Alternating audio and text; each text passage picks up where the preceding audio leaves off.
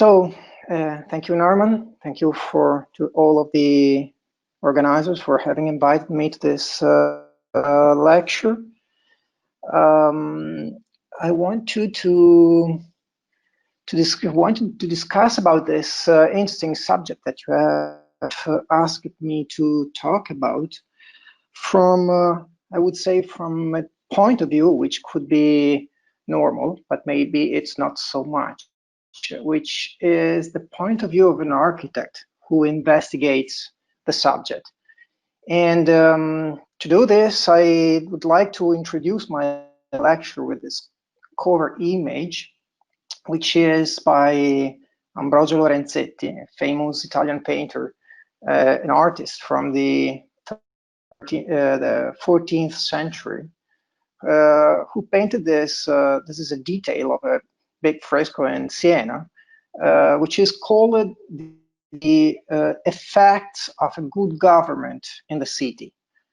And it reflects the idea that I would like to introduce, I would like to discuss, which is the importance that a city that is well governed takes into account all of its citizens, not only some.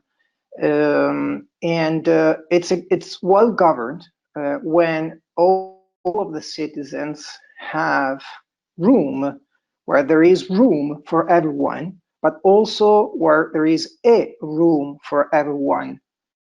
So I mean a house, a place where to feel at home. And this is the perspective I would like to show you in this way. So as the point of view is point of view of an architect, we know that we are trained, prepared to be problem solver. As architects, we are able, or we should be able, to treat and to solve problem dealing with spatial aspects. And to do that, we usually summarize problems. We have to know many different things. We have to know many different subjects in order to be able to direct the project itself. To do this, we are used to visualize the problem. And that's why, as architect, I found a way to visualize the problem of affordable housing. Affordable housing has to do with poverty. The two things are strictly related together. So I was investigating and finding the way to understand what poverty is and where poverty is. So the first thing is finding a map from the CIA World Fact Book, which is, I know it's pretty old, it's 11 years ago, from 11 years ago, but it's the perfect stereotype we are working with. That means we can trace a line, which more or less is coincident with the equator, and we can say the northern countries are rich, the southern countries in the world are poor. These stereotypes makes us think that generally there is a place in the world where we can find poor people and other places where we do not. But we know that that's not so true. And that the fact is that we do not know exactly what poverty is. Why do we not know it? Because when we discuss about poverty, we discuss about poverty from two perspectives. The first is the concept. We have an idea of poverty, of course. All of us have an idea. We know that if we look at the man like this in this image, which is bad dressed, maybe dirty, who is obliged to live in the street, and he sits on the ground over a cardboard or with some papers to avoid the humidity of the soil, and with just the dresses he wears and a couple of bottles of water and I see also a box, a packet of cigarettes. This is his life. And so we say he's poor. This is the imagine we have of the poverty, right? The stereotype we have. But we know that the poverty is not only that one that we see in this way. There are several levels and several ways. So for an architect, and especially for an architect who doesn't study housing for poor, the question is, how can we define the poverty, and how can we define the affordable housing? And that is the second part of the problem. So, or the second part of the analysis that we have to do. And by doing this, I try to find a definition, first of all, that could help me as an investigator of the subject to understand what I am looking for. And the problem is, well, it has been investigated by me through three subjects, in three ways. The first is the semantics. So let's try to define what is the poverty. And I found that there is no unique definition of poverty. We can see and we can define, we can call poverty so many things that at the end it seems to be difficult to find exactly what it is. As architects, we use several other kinds of subjects or disciplines that help us to define the poverty and to perimeter the problem that we have to solve. But even the economics and the sociological disciplines are looking, well, let's say they are finding different ways to define the same problem. So poverty could be analyzed from different approaches. It's a polysemic word. And this means that we can approach the problem from a primary needs. So we can say someone is poor if he can't buy food, right? Or the primary needs in general. From an utilitarian point of view, so services that someone can or cannot approach or use. And the third one, which is something maybe more instinct from this this perspective, is the question of the capabilities, as the Nobel Prize Amartya Sen was individuated, figure out, and opportunities that you can have or not. You are capable versus you are able to do something. You can have a PhD, but if you have no work and you have to be a taxi driver to gain money, then this is a condition of being capable or able that changes your life.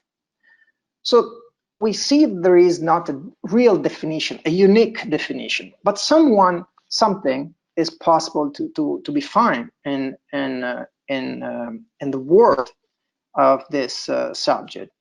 And it's interesting to see that the European Council in 1984 defined poor persons whose resources, material, cultural, and social, are so limited as to exclude them from the minimum acceptable way of life in the member state in which they live. Italics is mine.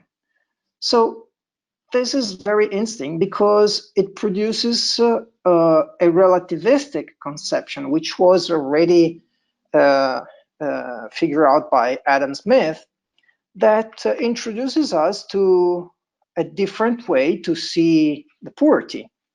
So poor or poverty could be something that we feel like that, but that could be felt in different ways from someone else.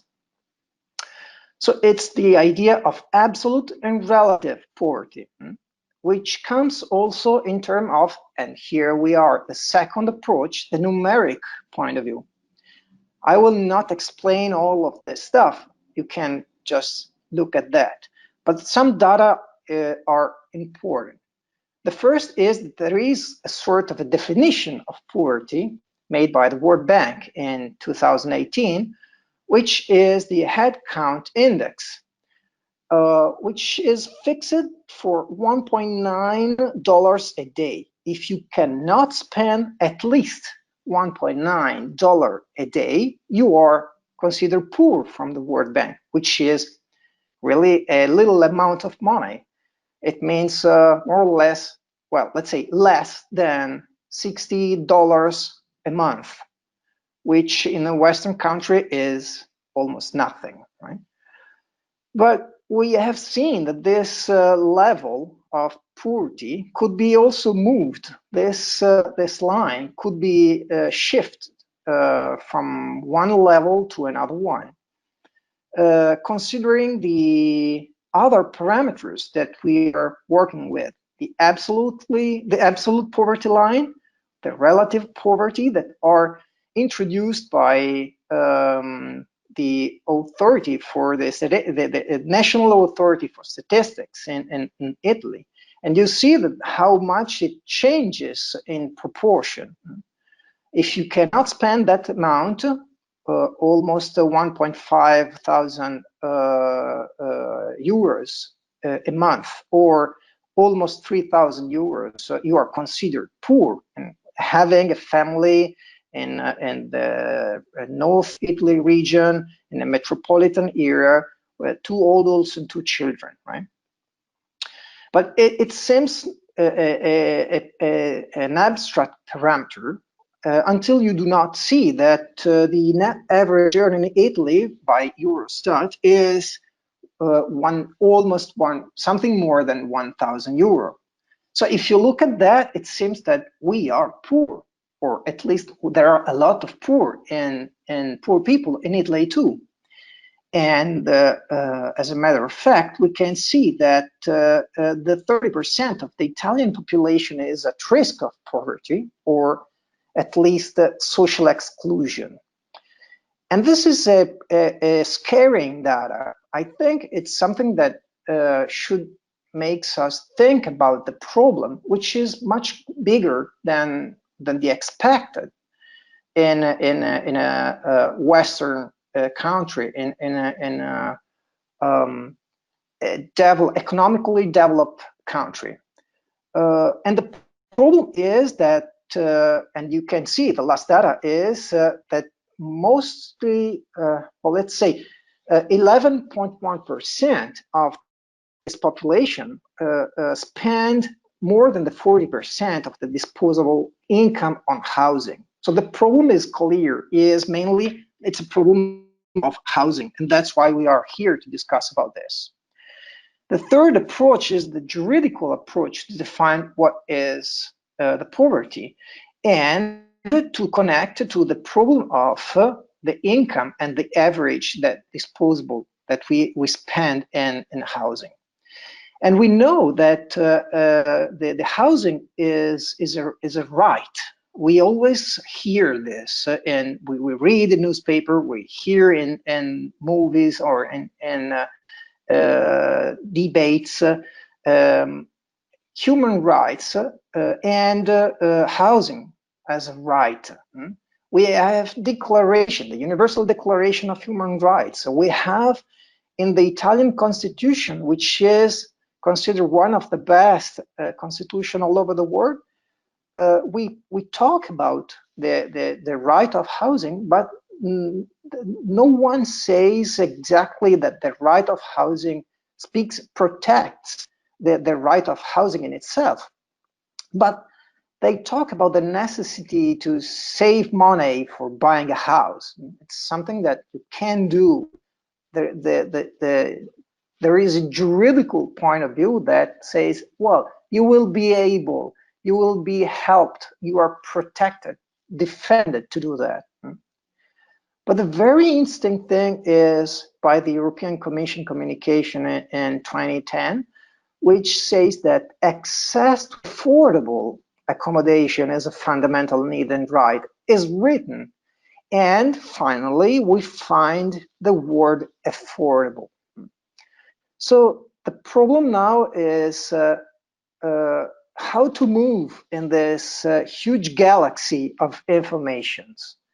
We have seen that we have different different point of view. We have seen that we have also different definitions, that we have a different level of protection from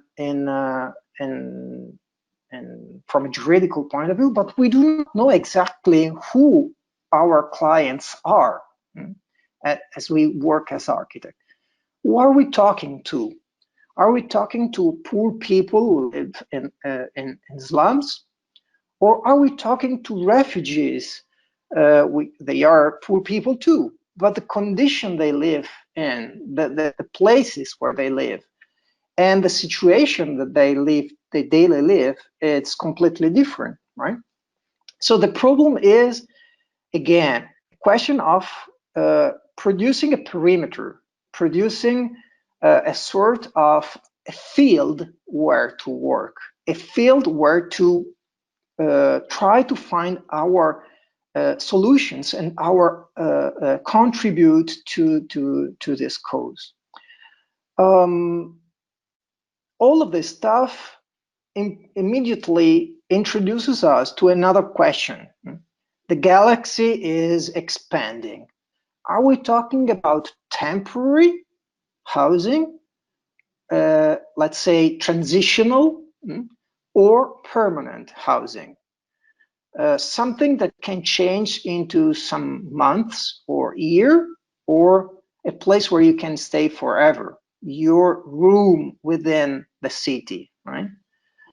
Or are we talking about housing intended as aid towards people who are in need, or a sort of help to contrast or to supply to an humanitarian emergency? The four things are not one against the other. The four things are not detached. They are part of the same problem, and they can be crossed or linked together to obtain a different situation and different combination. So the fact is that we can find many different solutions, but again, we have stereotypes in our mind. We always think that permanent means housing like this. So made by bricks, made by concrete blocks like this one. This is a housing for poor people. This is an affordable housing by Tanda Casa in Mexico City, and it's very cheap. It's just $17 per square meter. So it's for a Western country is nothing, right? And the effect is a house, 100%. We know this is a house. We recognize as a house. It's a stereotype again of some collective house. But at the same time, we know on this within the same stereotype that we can also discuss about temporary transitional housing, like this very famous paper log by Shigeru Ban that was developed for earthquake refugees or people who got in troubles for different problems. So the two things, the two ends can be put together. Can we find something that glues all of these things together and that can help us to understand what is exactly affordable housing? What can we discuss about? What could we find as a solution for all of this stuff? And while I was doing this investigation for the lecture, I thought that we have to remind 4 items. And the 4 items deal with the competence that we have as architects, how can we approach a problem like this? Which are the things we can work with?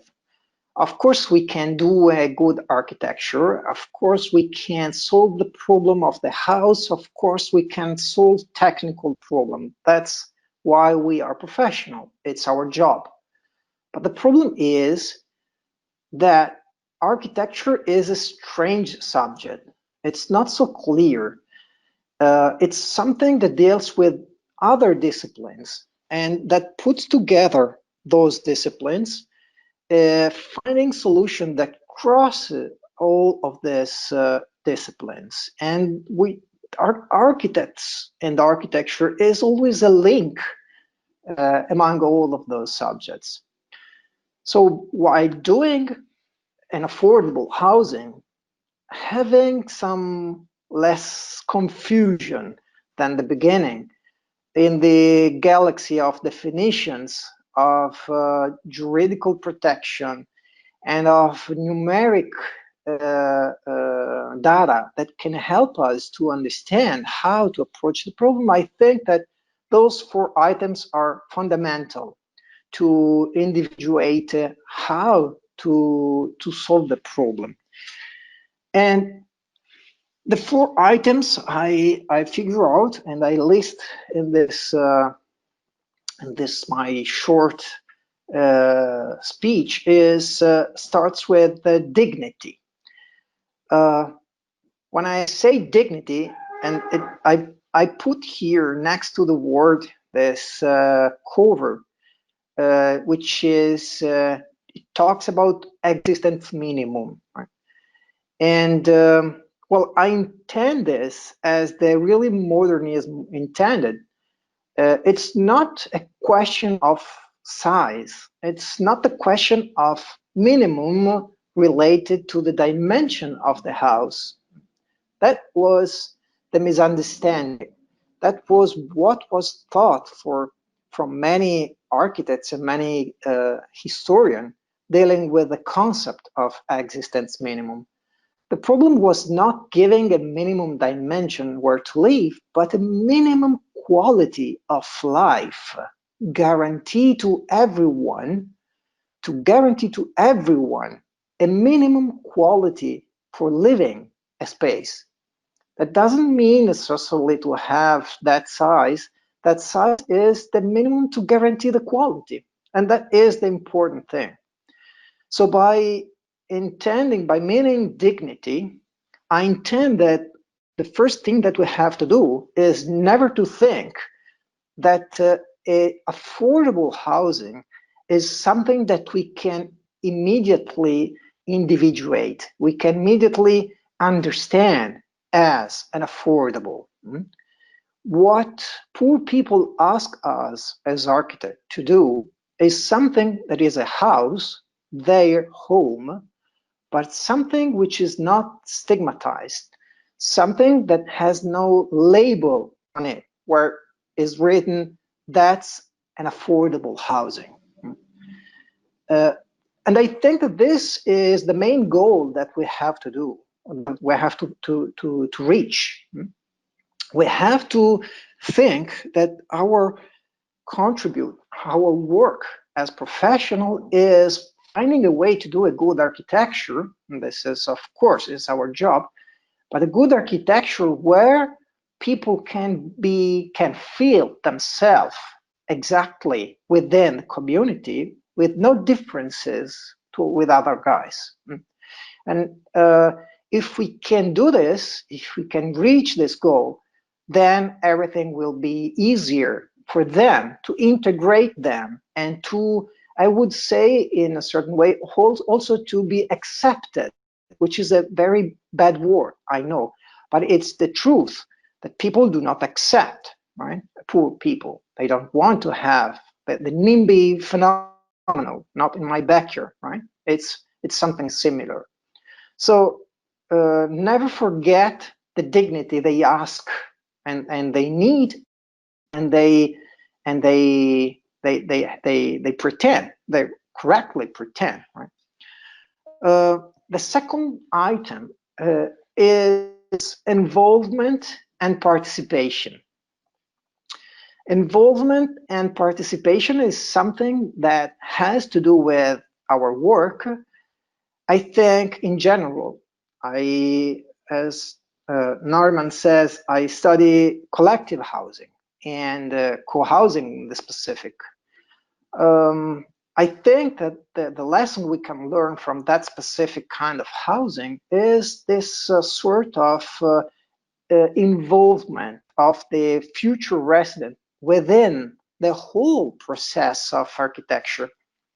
And here reminds to my mind the words by Giancarlo De Carlo, famous Italian architect who worked a lot during the 70s, the previous century, who said the architecture is too important to be left to the architectural profession. Right? It's something that we, as architects, have to share with other guys, with our clients, first of all. So that's why I use this image of the structure by Habraken, where the idea of this image is just to produce a structure that everyone can infill with their own home, their own place that could be home. And you see the diagram is a camper, a roulotte van, or a tent, or whatever it is. So it doesn't mean to renounce to our part of architect, but it's the idea of being part of the wider system where we are maybe the director, but we are part of the same orchestra. So involvement and participation. The example is too much famous, I know, and I am sorry for this, but I choose examples that are not the best, are not exemplar. I would like to show you examples, just few of them, in this short lecture, where the image is, it clarifies the ideas. It makes the concept clear. The idea of working in something which is a part of a process which is bigger than our approach as professional is perfectly understood by the Taller de Chile, which was held by the architect Aravena as part of that system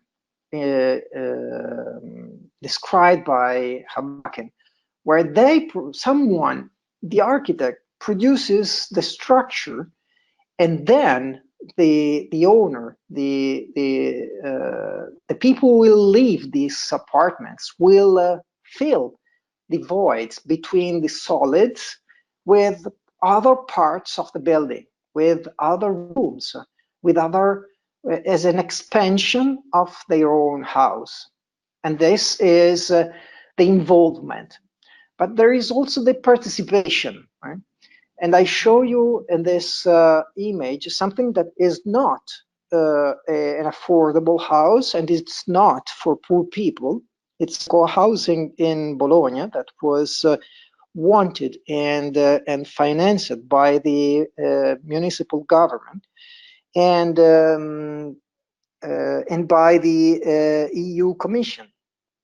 And I show this not as an exemplar way to work or to analyze the problem, but because the municipality here in Bologna, the city where I live, has turned the orientation of their politics and their policies towards this idea of producing spaces, maybe smaller apartments, where they find collective spaces shared by everyone, by all of the people who lives in this co-housing.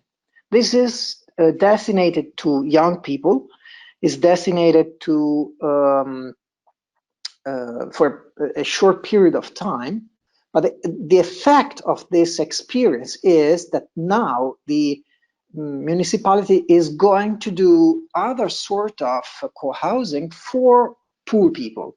So it's a sort of a prototype that was used as experimentation. And thanks to the success that he had, the orientation of the policies in the city now uses the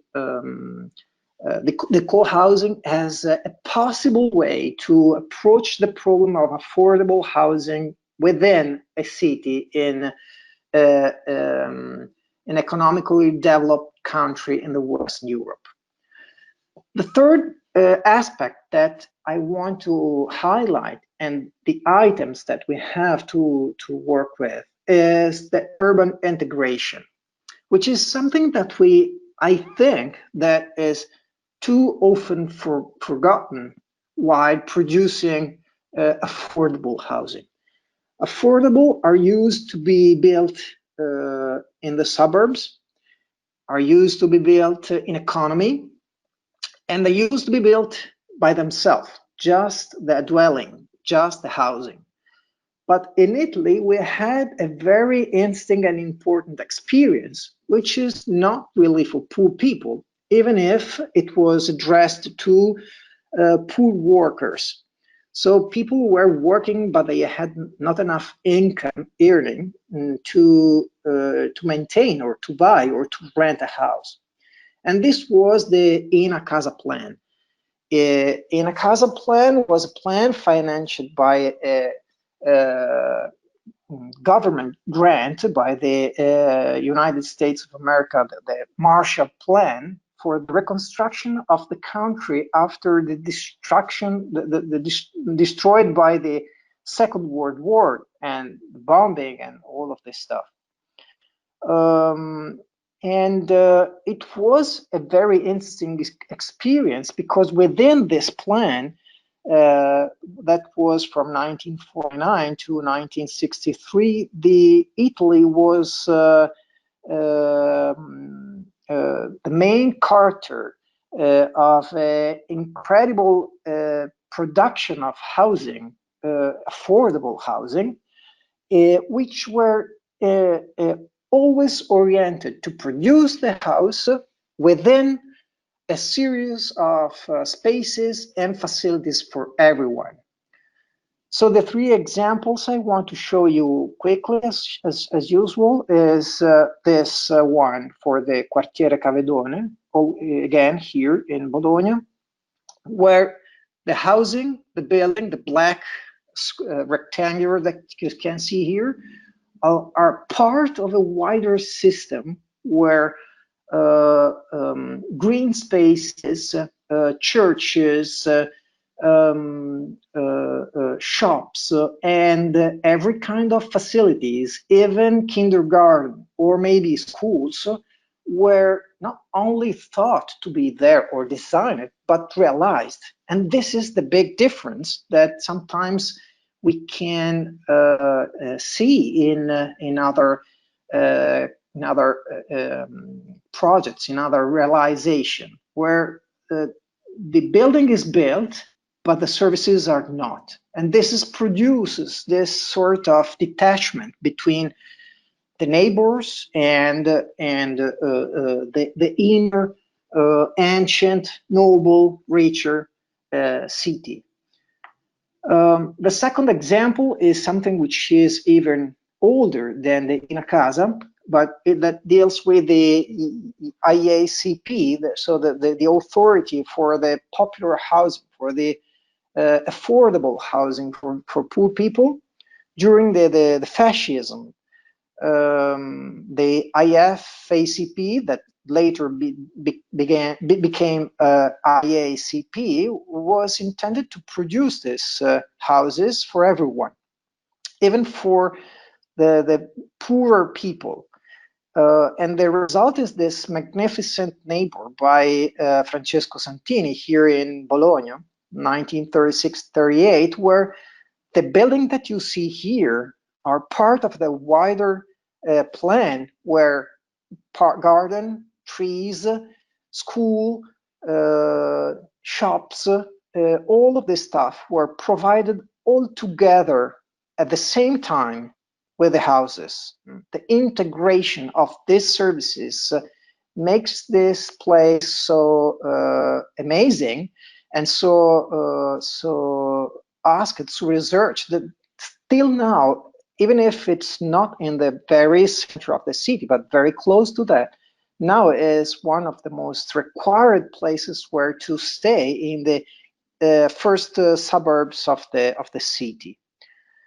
The third example here is by Vaccaro, which is another Italian architect, very famous, and produced this magnificent building, which was called the Train due to its shape, which is again a popular house for an affordable house for fools. That follows the idea, the concept of the main houses in Bologna, houses that are made by row houses, producing a sort of a unique and continuous facade in the city, and with arcades that connect all of the houses within the inner city in Bologna. We have almost 40 kilometers of arcades that connect all of the city.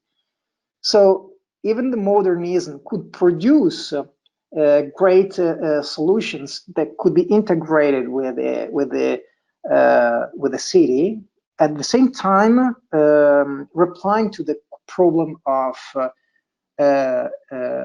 finding a good accommodation for everyone. And the fourth one, and it's the last one, and it's the item I finished the lecture with, is the sustainability.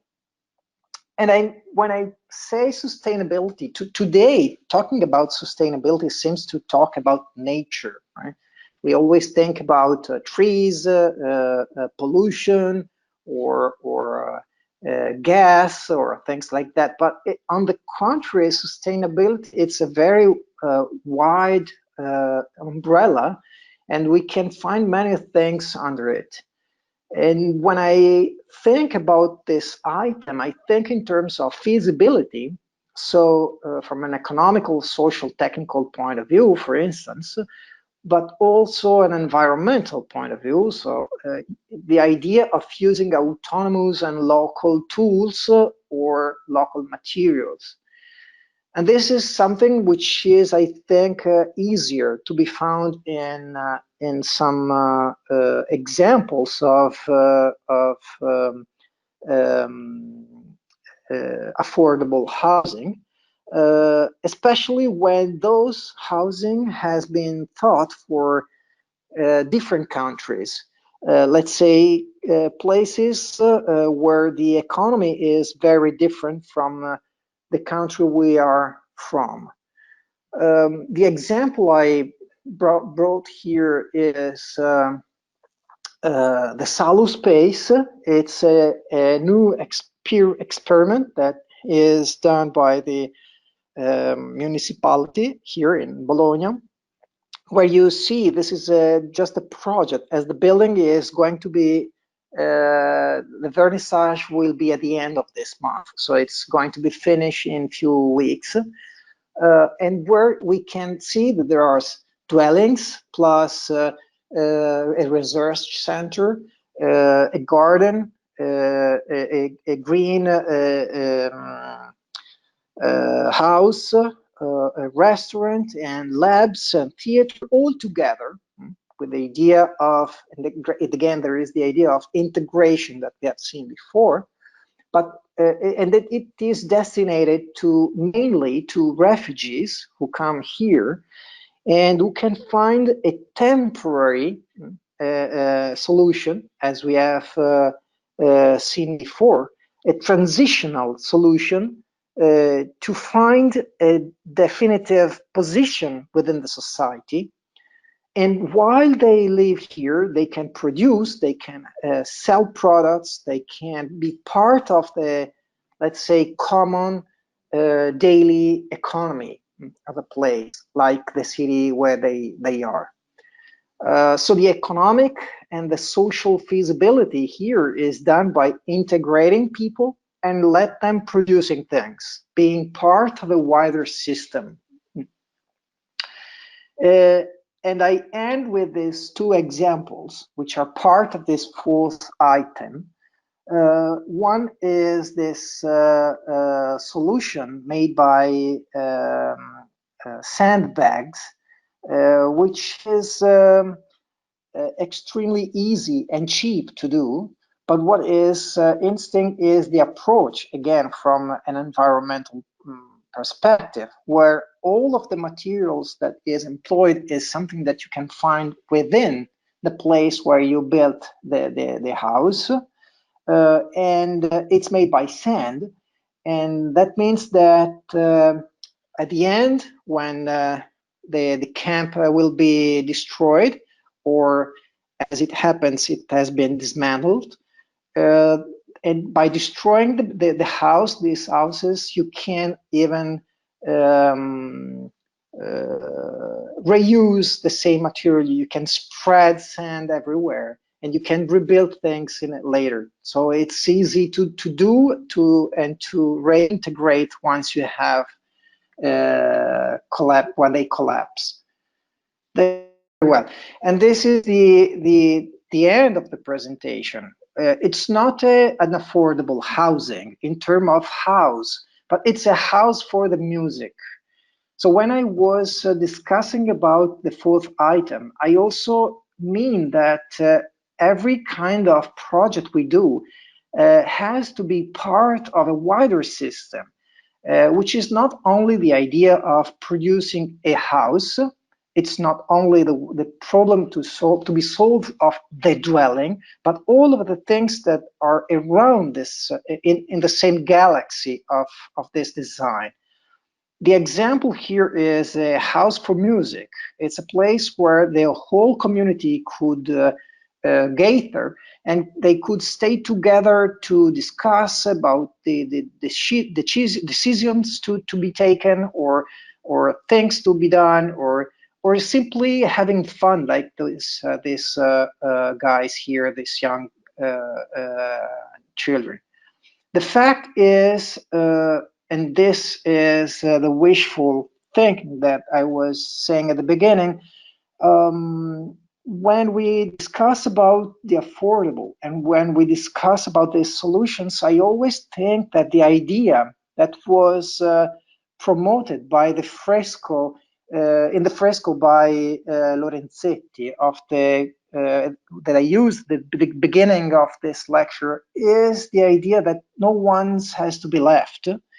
And of course, that every solution we provide is something that has to be part of a wider system, which is the city, where we can find all of this stuff together, and where every single action we do is able not only to glue, to merge these elements together, but also to produce spaces to be shared by everyone, not only by poor people who need this sort of housing.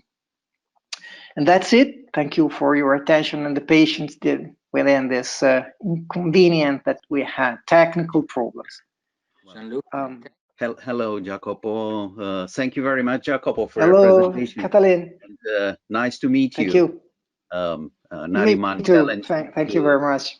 To comment on the presentation, I think that you have a fabulous local experience with lots of examples, and I'm really looking forward into exploring this co-housing issue that has now so many forms. Unfortunately, it's not at all present in Eastern Europe. It appears to be a phenomena of the developed West. It's also a bit in Australia, mostly northern Europe, but also the north part of Italy is northern Europe as well. I wonder if there are any examples of co-housing in the south.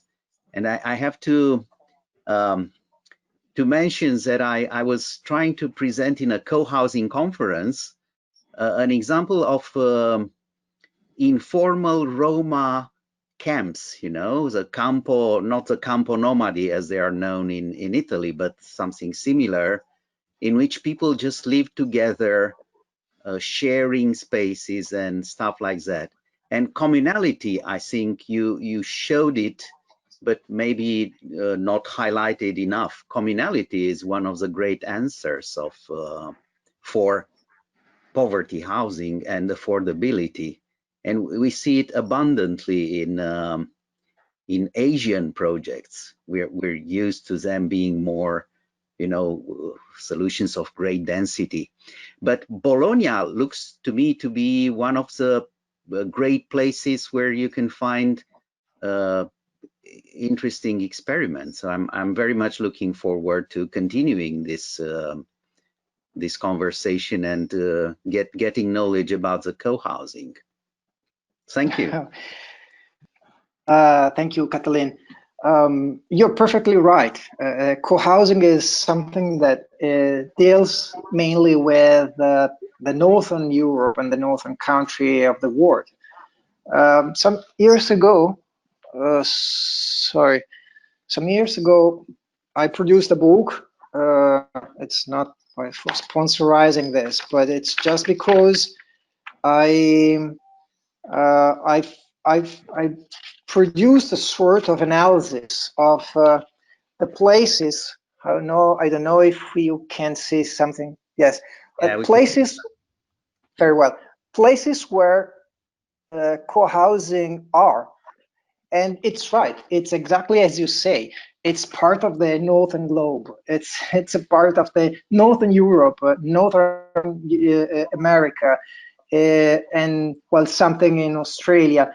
But the fact is that co-housing, it's not generally thought, and it doesn't start to be as how affordable housing, and it was employed in all of those places where the family linking is going to be weaker for economical process, for social process, for changes into the society.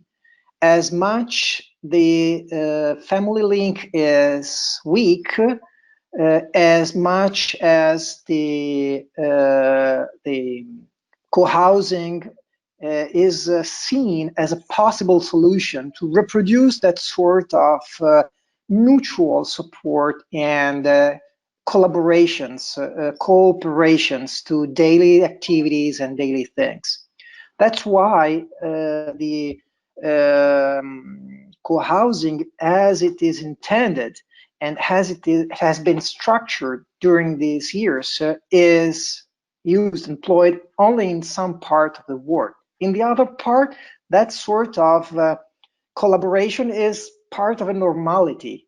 Without the house, without co-housing, it's anyway part of a daily activity. So even in the southern Italy, it's the same fact. The family linking are stronger than in the northern for many reasons that I can't explain here now. And there is no need of co-housing. It's something that does not represent the social aspect of this part of the country. The fact, instinct thing, and that's why I dared to introduce this word of co-housing in an affordable housing lecture, is that the municipality here is trying to employ what is typical of a co-housing without working in a real co-housing. The example I was showing about the Salo space for refugees and immigrants is something that works in this direction. it's not a co-housing, even if it's called co-housing, for many reasons. Again, I can't explain here now.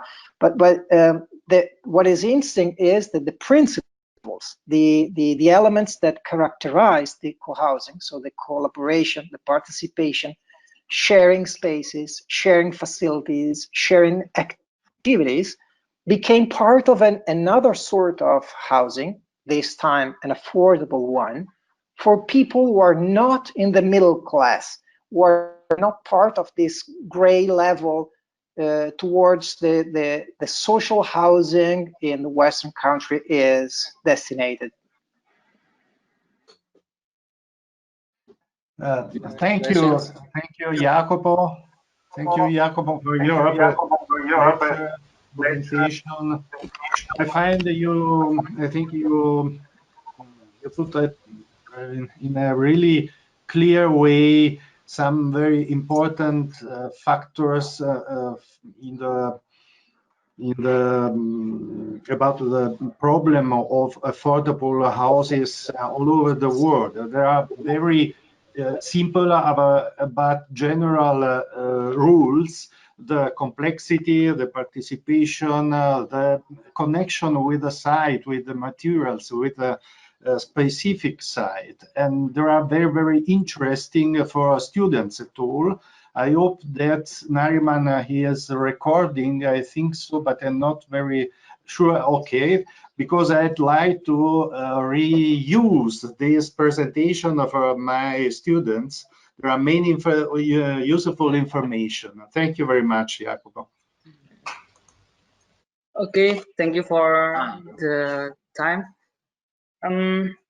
As you said, Professor Jacopo, the four design items that you have said before, that the one is the dignity. You said that it is not about the size, but the minimum quality of life. Then how we know the minimum quality of life to the community? Does it relate to the size too? And then the second, this one. The second is why the housing in the Bologna or maybe the North globe in the world, it's look like clean, different from the south. I saw that in the Africa, in the India, that's different. There are housing, but the culture of the people still maybe get the same to the slum. People put the clothes in the veranda, and then so many not so clean in activity. What do you think? Thank you. Thank you very much, but I'm sorry, maybe my connection is not so good, so I didn't understand exactly the first part of the question. So if you are asking me about the minimum quality of the building related with the dimension, with the size of the building, or something similar? Yes. Okay. Does the quality relate to the size too? Okay. I don't think so. And that's why I brought the example of the existence minimum. I know that someone will not be agree with me, but I think that you do not need a detached house around 1,000 square meters to have quality of housing. You can have also quality in a very small house. If you think about the Cabanon by Le Corbusier, it was not a house, but it was his private home, right? The place where he was used to stay, where he was used to reflect. And that was so little, so small, right? The same thing is his studio where he worked, his specific place where he worked was a very extremely reduced room within the studio itself. And it was fantastic, right? A whole world within a single room. So I don't think it's a question of dimension. And that's why the existence minimum insisted so much in considering that you can have dignity and quality even in an extremely small house, in extremely reduced space. The problem is an architectural problem, right? The quality that derives from the space, it's only a matter of architects. If they are good architects, they can produce quality within a can. If they are not good architects, they can have whole skyscrapers, but the quality is what it is. So I don't think it's a problem that it's related, strictly related with that. The other aspect is, while I would relate it more with the 4 items that I have highlighted during the lecture. I think that 4 items are the real way to perceive qualities within this within these kind of project. The second part of your question deals with the clean, or I would say politeness, right? But this is only a question of culture. It's not a question of and when I say question of culture, I don't mean that there are higher culture and lower culture. It's not a question of creating a sort of a list from the good to the bad people, from who is polite and who is not. It's a question of how you approach the public space and how you leave the public space. So the problem is, again, that the life of everyone, it's not related only to your dwelling, but it's always related to the public space with other guys. You do not live on the moon. You don't live on Mars. You stay with other guys. And that's why we live in a city, right? It's the greatest invention all over the world in the history of the humanity is the city. It's a place where we stay together. We produce something together for everyone. Everyone does something for himself, but for someone else at the same time. So that's why I think that it's not a question, it's not a problem if someone hangs clothes outside. The problem is how you relate with other guys. You can even put your shoes out of the room or out of your house, but the problem is the respect that you have for other guys, for other people. So it's only a question of perspective, right? How do you work in this direction? Which is not, I think it's not related with the cleanliness.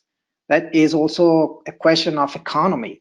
If you have a lot of money, you can also have vans full of water, tanks that go around the city to clean the streets, but it's water. And in some places all over the world, there is no water to drink. So can you imagine to use water to clean the streets? That's a problem of economy, right? So it's all of these problems are strictly related together. And when we discuss about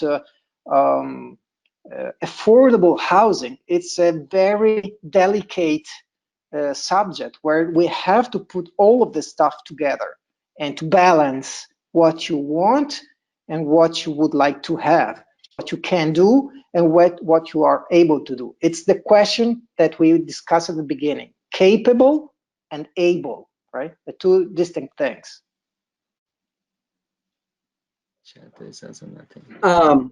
Okay, thank you, Nariman, and I have really enjoyed your lecture, Jacopo, Mr. Jacopo, and also Kathleen.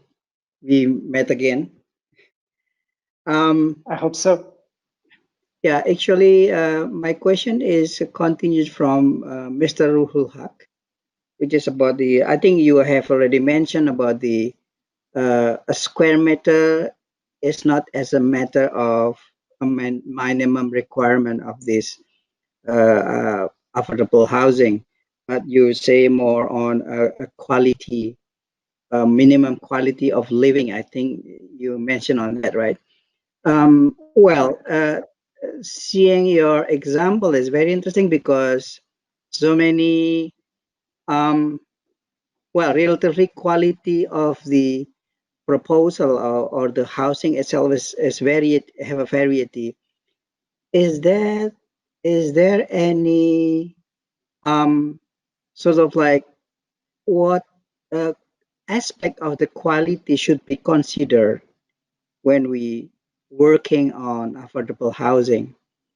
Because I was involved in the post tsunami in Sumatra in 2004 or 5, which is I was protested by one of the NGO because I used really small shelter, three multiple with 3 square meters, while in Sphere, the UNESCO, I think yes, I think the United Nations minimum square meter requirement is 18 square meters, and I just have argument because the beneficiaries or the survivors that I supported is only one person's because all of the family member have been well lost their life. So just to be efficient, I use the 9 square meters, half of the United Nations minimum square meters, because it is enough for that. And I agree with you. The quality is not only square meters, but also how we arrange in a site plan and others. So, but still, I want to hear from you the aspect of the minimum. What is that quality of for living? Yeah. It's a trick. I know it's impossible to reply. That's the problem. And that's the problem of our discipline, because you perfectly know that we are not able to quantify the quality. And it's very difficult to define what is the quality. We can perceive it, we can feel the quality of a space, but we cannot reduce the quality to a size, to a dimension, to a measure. That's, I would say, that you can do a church within the same size of another one. One could be felt as a sacred space, and one is just a container where people can stay together, but they have the same, perfectly exactly the same size. So it's the problem is that in our discipline, as architects, we know that we are not engineers. We cannot produce something, and we cannot produce a space basing only on dimensions, on size. The aspect of the quality is strictly related with the aspects of the architecture itself. So how the lights come in, how you can stay in that space, which kind of activities you can do within the same space. If you're obliged to be alone, or if you can share some part of your daily life with someone, even a simple cup of tea if you want. If there is any sort of connection between indoor and outdoor, if you have relations with your neighbors, or if you are alone in a desert, if you feel within a house 100 degrees during the summer season, or a nice weather, all of this stuff, even what you see from your windows, or if your walls are scratched or not, are part of this quality. So I cannot define any way what is good or bad, what is quality or what is not. The problem is that we are architects, and as architects we are able to understand, or let's say to foresee that question while we draw.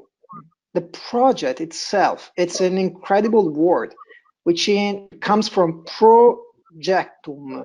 So it's something that you do before because you see something which is not already happened, is part of something that will be. And we are asked to foresee that that thing that will be.